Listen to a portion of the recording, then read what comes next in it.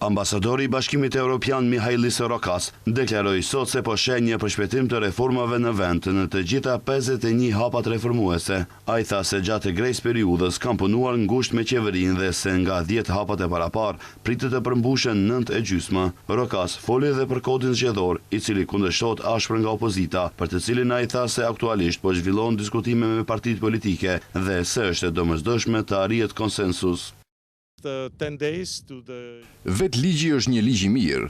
ODIHR dhe Komisioni Evropian kanë dhënë vlerësime pozitive. Ajo që mbetet për të dakorduar tani janë modalitetet e zbatimit. E kuptoj se ka mospajtime lidhur me këto modalitete, por besoj se ekziston vullneti i mirë për t'i tejkaluar ato.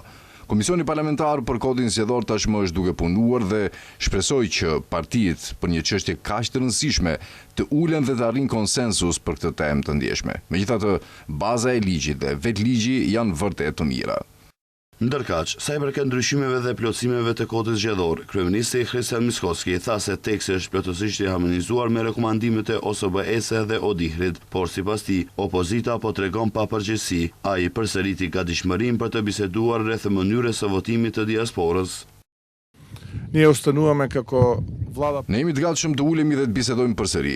Le të gjejmë një mënyrë që diaspora të votojë në numër shumë më të madh, duke kursyer edhe para.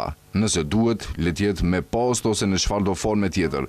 Vetëm ta bëjmë votimin më të qasshëm për diasporën. Sa u përket kërkesave të tjera të opozitës, si partia më e madhe politike, ne do t'i pranojmë pa diskutim.